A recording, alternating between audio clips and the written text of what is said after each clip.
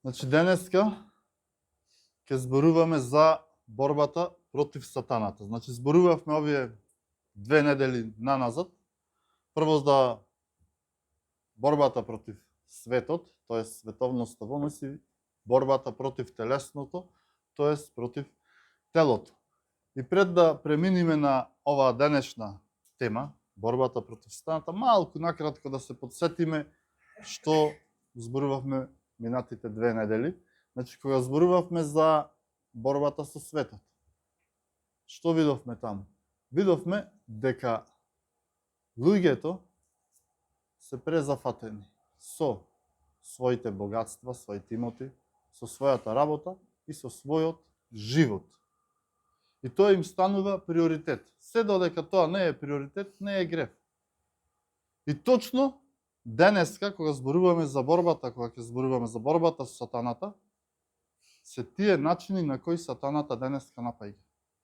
Преку нашето богатство, ако ние му се посветиме него, преку нашите работи, од тука ни го одвлекува вниманието, ни одзема од времето со Бог, и преку нашиот живот, нашето семејство, повеќе се посветуваме на семејството отколку на Бога. Тоа го сака сатаната. Во вториот случај, кога зборувавме за борбата против телото, видовме како принципите на кои сатаната навлегува во нас. Преку нашите очи, погледот, походта на очите.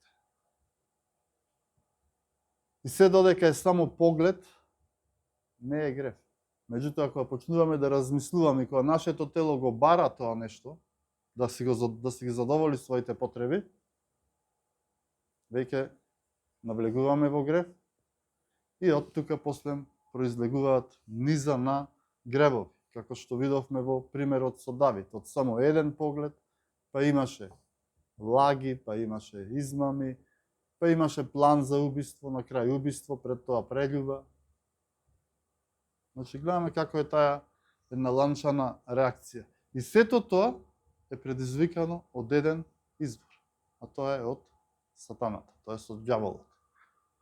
Ја и сега, денеска ќе одиме низ многу текстови, но ајде да го прочитаме прво 2 Коринтијаните, 2 глава, 10 и 11 стих.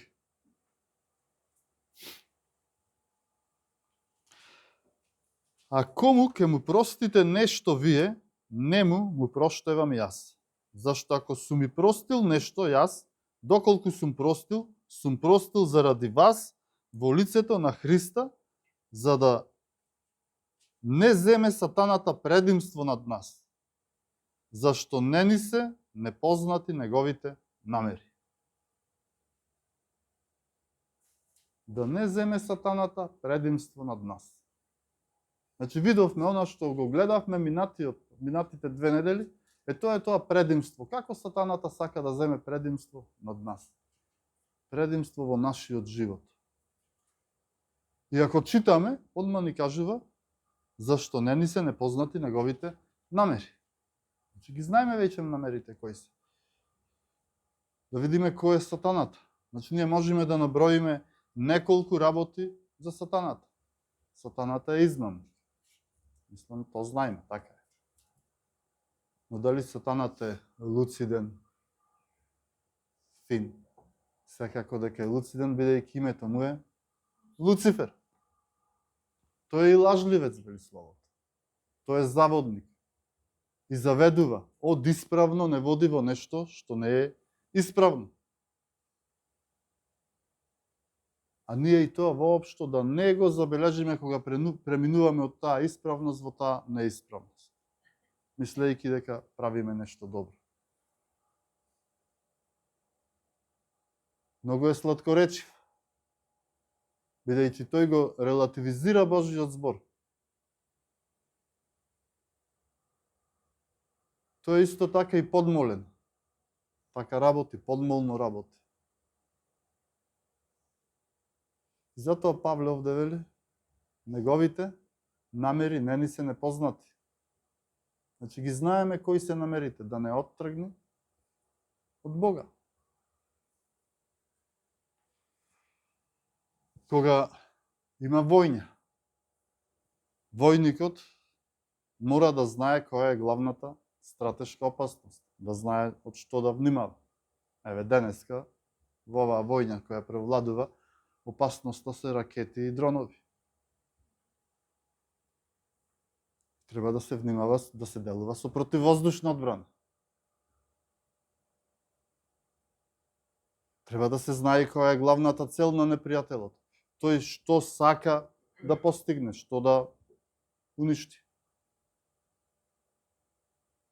Што тој намислил.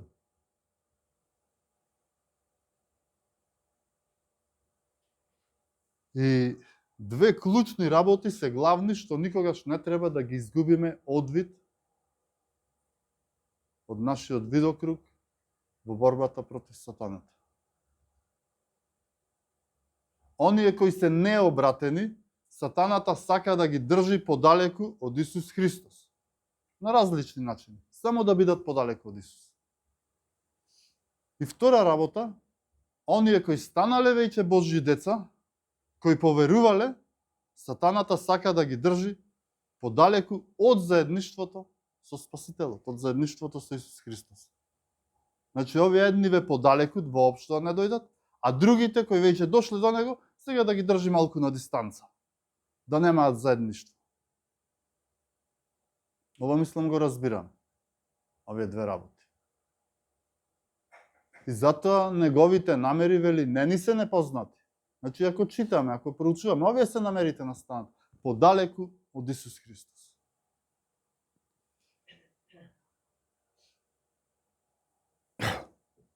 И затоа Павле ни го кажува ова.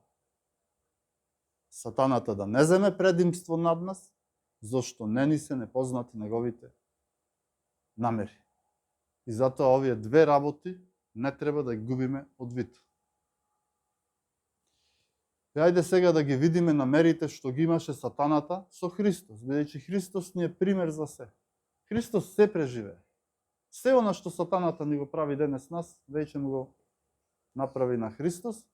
И да видите какви намери имаше тој со Христос тогаш. Пред крстот и на крстот. Сега да отвориме во Евангелие според Матеј, 21 глава.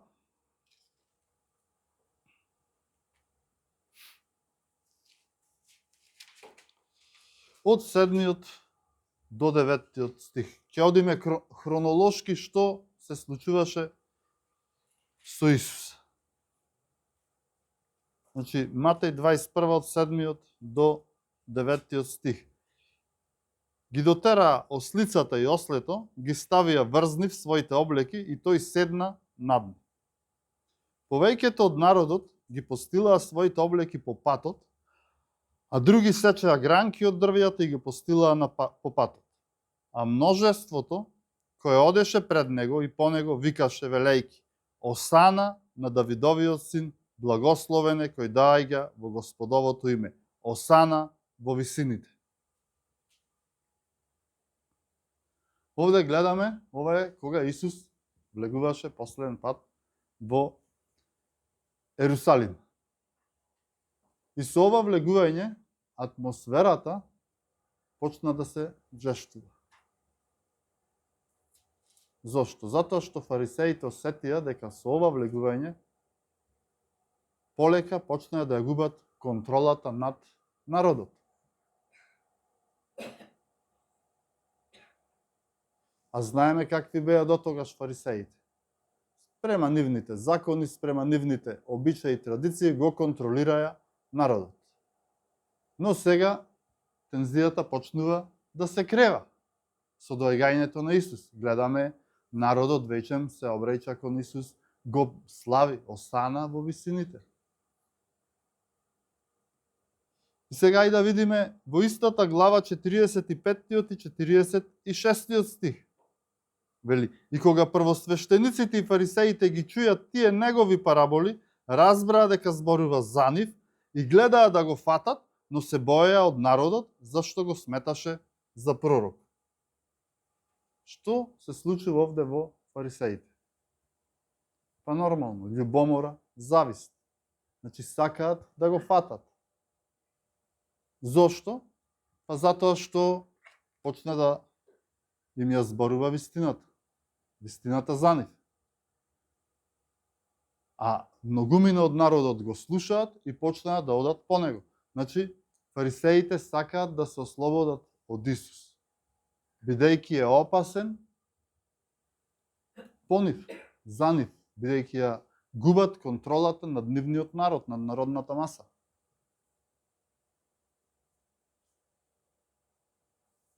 И од кого ова доаѓа?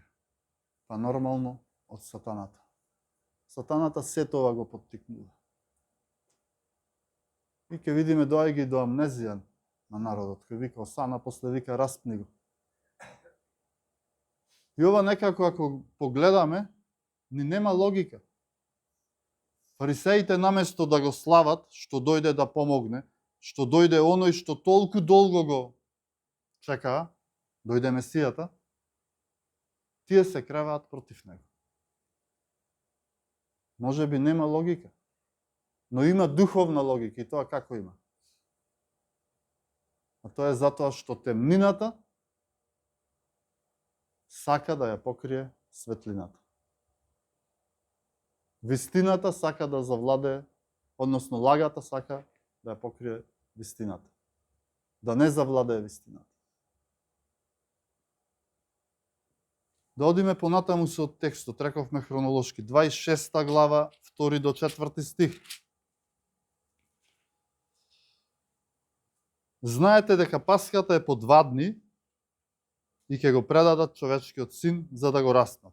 Тогаш големите свештеници и народните старешини се собраа во дворот на првосвештеникот кој се викаше Кајафа и се договорија да го фатат Исуса на измама и да го убијаат. Значи гледаме колку злото расти. Сакаа прво да се ослободат, да го фатат, но сега и да го убијат.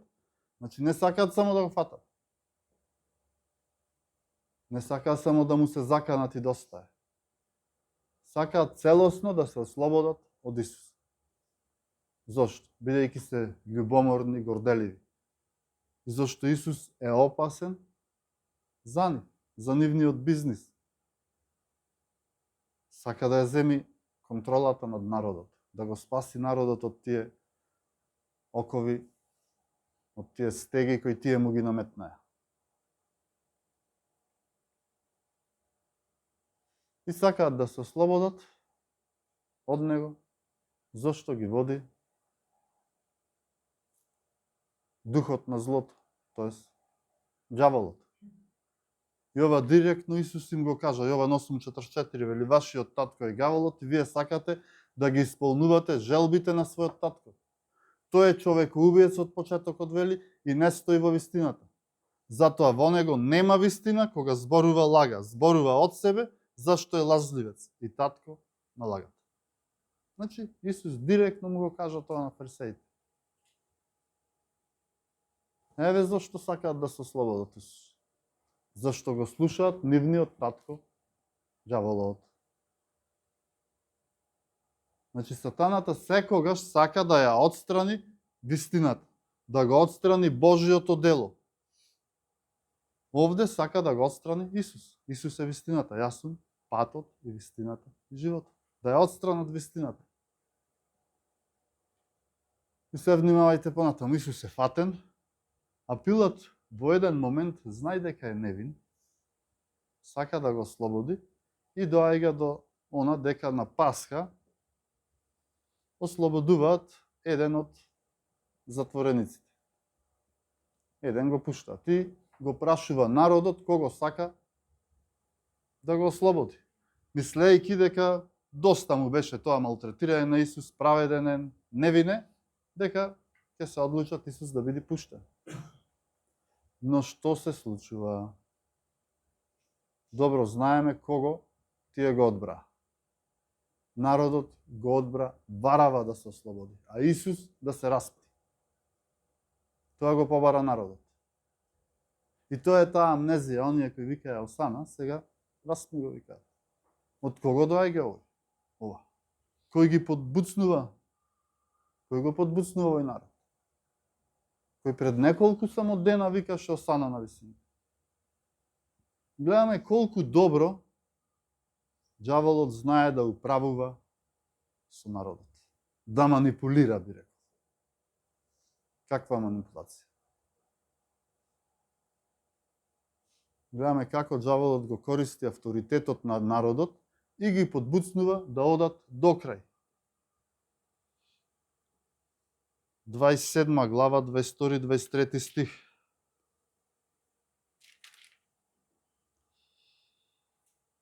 Пилат им рече, а што да направам тоа што Исуса наречен Христос? Сите рекоа да биде распнат. А тој рече, какво зло направил, а те уште посилно викаат да биде распнат. Значи гледаме што прави ѓаволот. Не сакам баш никакви аргументи, не гледам никакво зло, тие нема аргументи, нема докажување. Распни го, да биде распнат. Значи толку ѓаволот го заслепува неверничкиот ум, што човек дури не знае што зборува, дури се разжестува и вели нека се распне.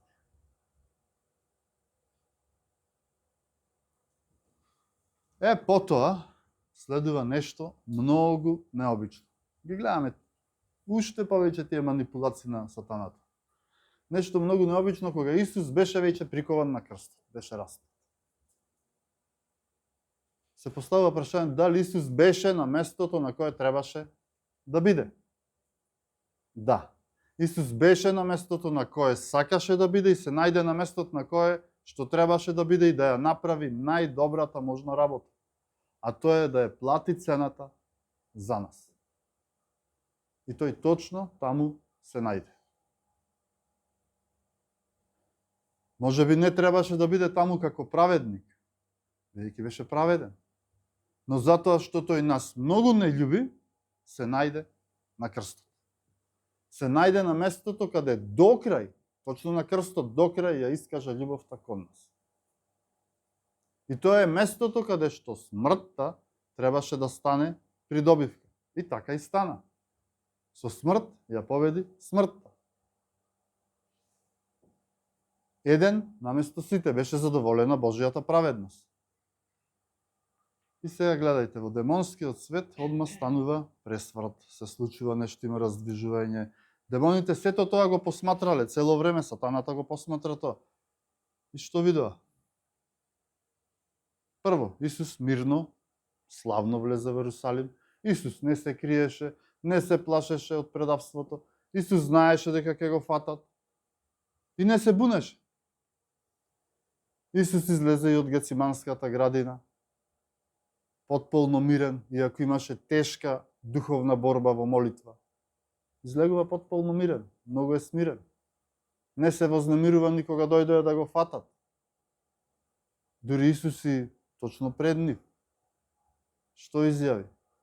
Дека ако сака, може да се одбрани со 12 легии ангели. Сето ова сатаната го гледа. Гледа и дека Исус беше мирен и кај Пилат. Исус не сакаше да се извлече од оваа ситуација воопшто, која ја наметна сатаната. Но зошто не сакаше да се извлече? Беше врејган, тепан. А тој е присебен, како сето тоа да го прифаќа. И го прифаќа. И што се случува со Исус? Со која причина го прифаќа ова? Така се прашува ѓаволот, сега што е работава? Ние да умри, да го отстраниме, да се ослободиме од него, а тој мирно го прифаќа. Која е причината? Тоа е самиот сатана се прашува. Значи, сака намерата да се ослободи од Исус, да ја претвори во најголема придобивка. Значи, Исус самиот, она што сатаната сака да се ослободи, сака Исус да ја претвори во најголема придобивка. И сатаната одма се спротивставува на тоа и вели, нема, и ајде сега, со сите сили, што да направи? Да го убеди Исус да слезе од крстот.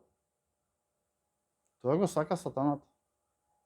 Матеј 27:39, 44. Гледајте како сега сатаната делува. А минувачите го хулеа вртејки ги главите и велејки: ти што го разурнуваш храмот и што за 3 дни го созидаш, спаси се себе си ако си Божји син, слези од крстот. Исто зборуваа првосвештениците со книжниците и старешините, подсмевајќи му се. Другите ги спаси, а сами од себе не може да се спаси. Тој е Израелев цар. Нека слезе сега од крстот и ќе му поверуваме. Тој се надеваше на Бога. Нека го избави сега, ако го сака, зашто рече Божји син сум. А исто така го навредуваа и разбойниците распнати со него. Значи гледаме сите го навредува. И сега му велат, до сега беше распни го, а сега ајде слези, ако си Божји син. Значи сите демонски сили се споија да го предизвикаат Исус да слези од крстот. Значи сатаната сега Исус сака да слези од крстот, бидејќи свати за што се работи. Ама фала му на Бога што Исус не слезе од крстот, бидејќи не имаше во предвид и мене и тебе. Да не погинеме за секогаш. Таму плати за нас. И Павле вели да не прелаже сатаната, неговите намери добро ни се познати. Значи, овие беа намерите на сатаната. А и денес тој ни шепоти нас. Не оди до крстот. Не оди до крстот. Значи, ја гледам оваа хронологија. Најпрво сакаш Исус да го испрати во смрт на крстот, па потоа се премисли, сакаше да слезе од крстот за денеска, во овој свет, да го одвлекува човекот да не појде до крстот. И самиот духовно да оживее во Исуса Христа. Значи, сатаната има таја цел.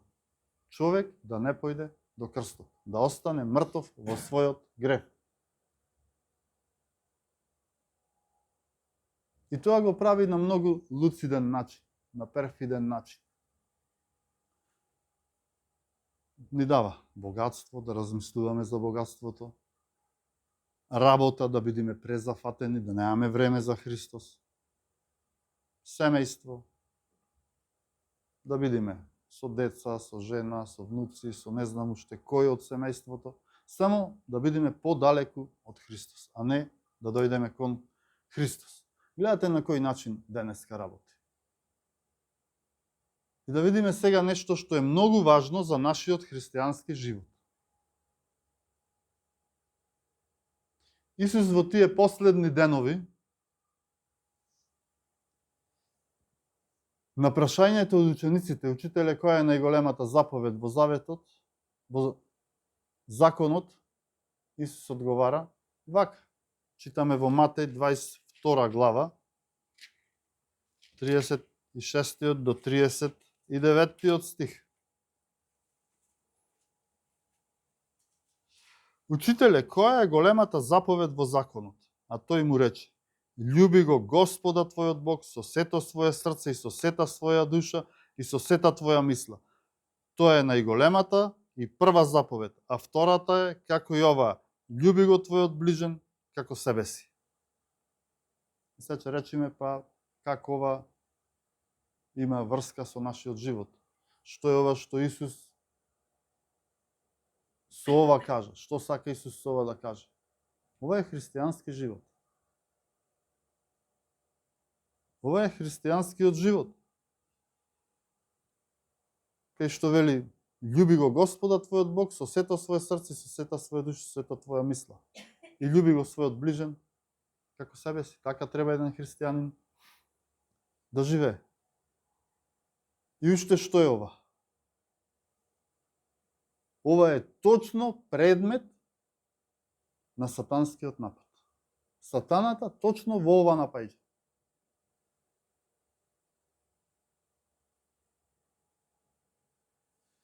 Значи, што е предметот на сатанскиот напад?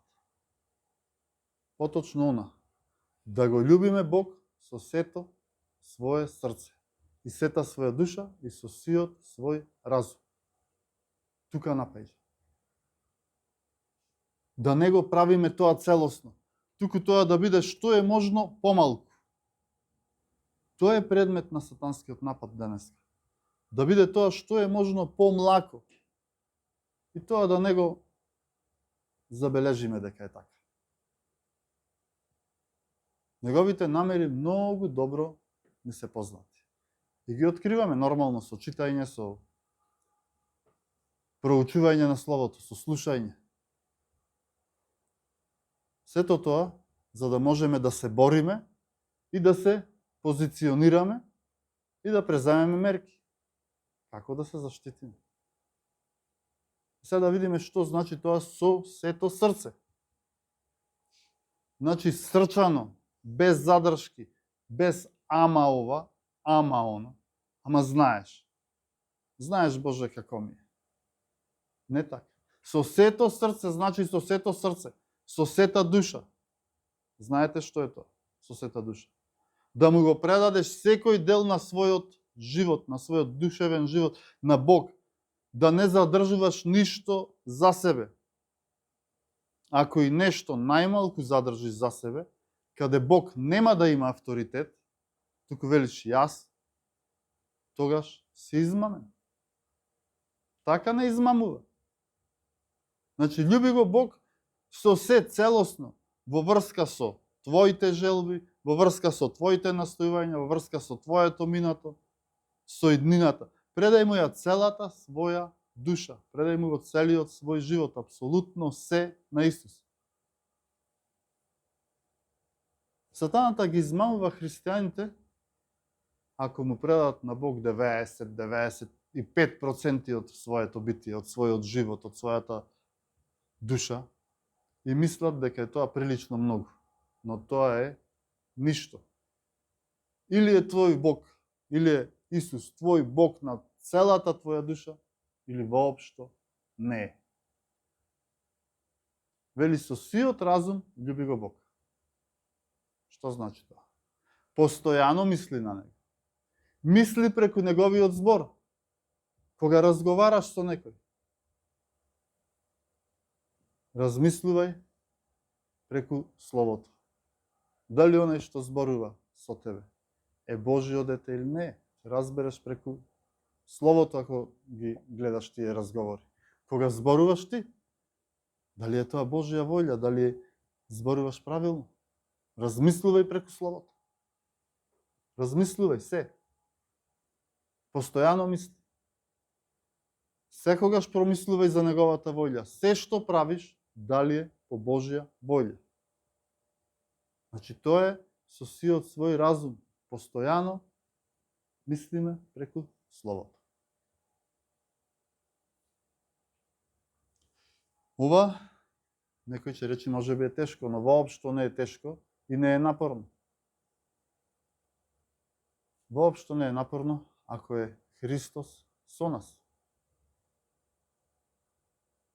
А ако некој речи и вели, па треба да се одморам малку од ова, малку ми е тешко,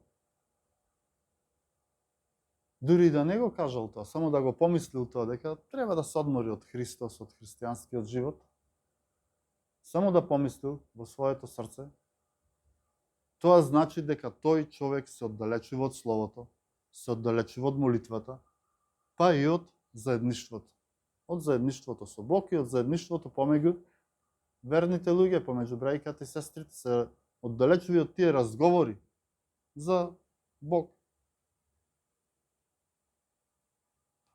И ако тој човек си мисли дека тоа е во ред, дека тоа не е ништо страшно, само малку да се одмори, малку да замени настрана од Бог. Од заедништвото. Ете тоа го сака сатаната. Значи, сатаната ја исполнил целта, ако тој човек мисли дека тоа не е ништо страшно. Само малку да одвлечи, малку внимание, да не се посветиме целосно со целото битие на Бог. Сега да се вратам на крстот. Како се постигнува раст во љубов кон Бог? Само со крстот.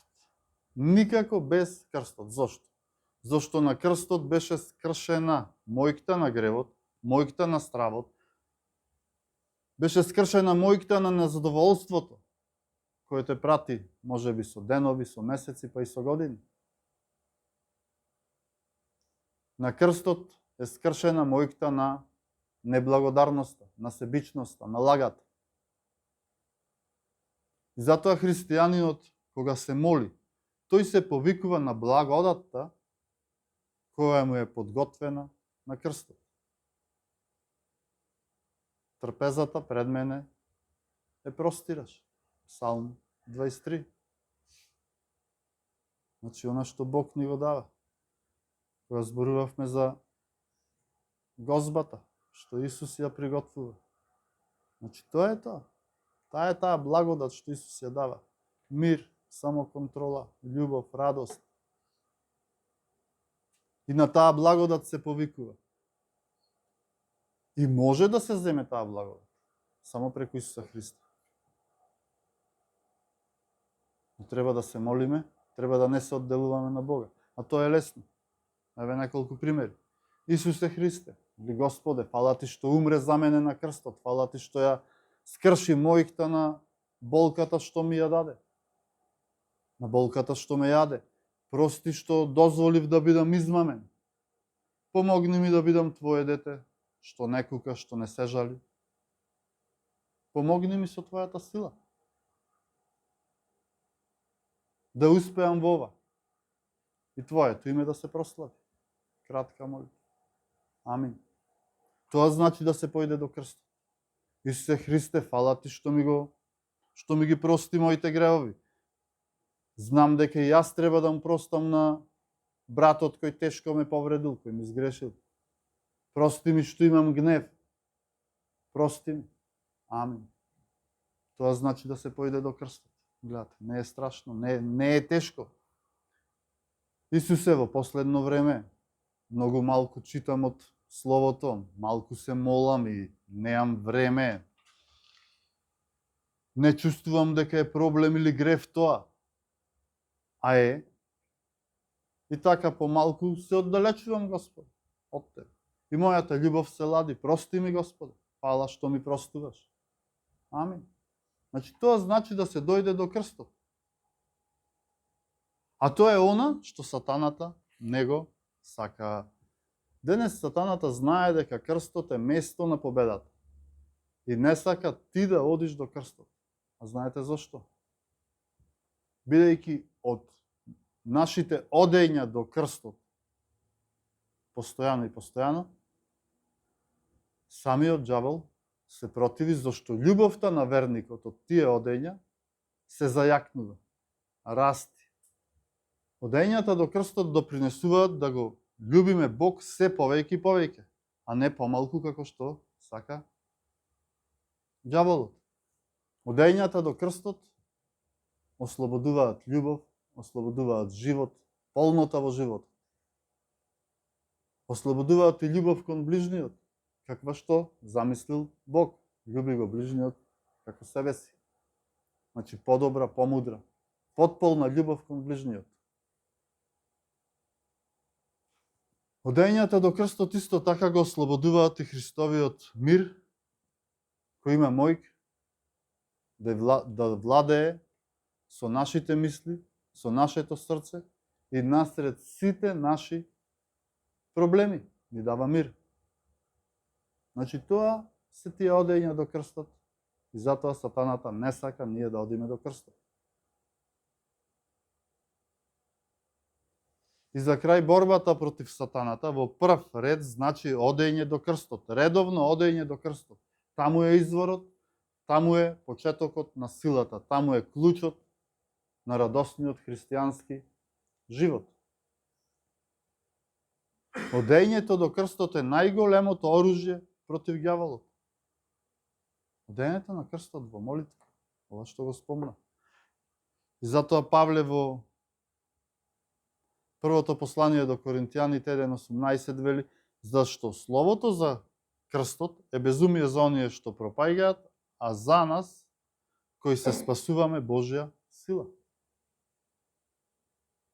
Значи, словото за крстот е Божја сила. Значи, само преку Словото можеме да се бориме. Самиот крст на кој Исус рече се сврши, готово е, платено е силата Божја за победнички христијански живот.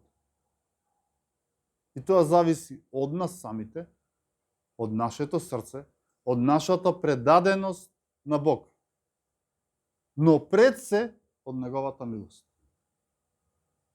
Значи, ние сме одговорни, имаме одговорност да се предадеме на Бога, нашиот живот да го предадеме на Бог, но пред се по Негова милост. И кога тие две работи ќе се спојат, тогаш имаме победничко живење против што и да било.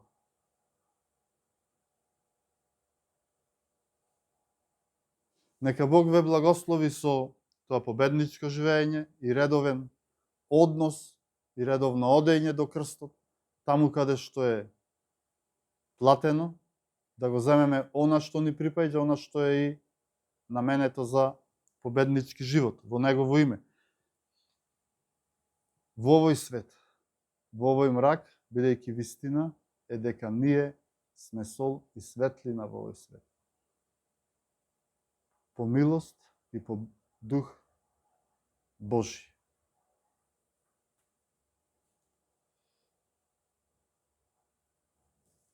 И ќе завршам со овој стих, 2 Солуњаните,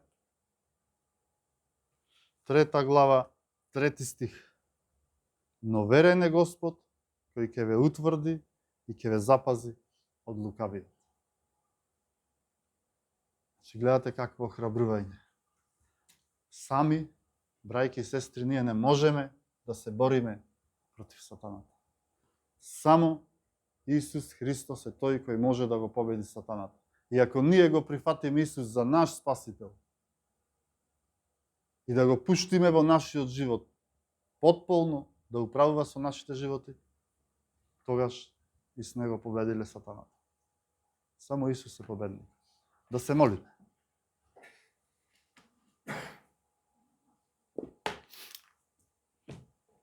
Татко Небесен, семојкен Господе, Ти благодариме за Твоето ветување што си ни го дал, дека само преку Тебе можеме да го победиме лукавиот, дека Ти ќе не запазиш од тоа искушување.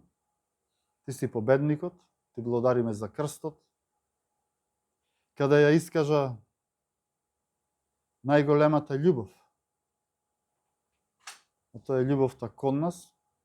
Ти благодариме што си праведен и верен. И те молиме, Господе, и понатаму Ти води не во овој живот. Дај ни сила да можеме да го предадеме целиот наш живот на Тебе. Ти да бидеш нашиот приоритет и нашиот авторитет. Да можеме да одиме по Твојот пат. Дај ни сила да ја спознаваме Твојата воља, што повеќе и повеќе. Дај ни сили да доаѓаме почесто пред крстот, во молитва, во благодарност и во барање, Господи. Ти благодариме што ги проставаш нашите гревови и што не избавуваш од лукавиот и што не даруваш вечен живот. Во името на Исуса Христа молиме. Амин.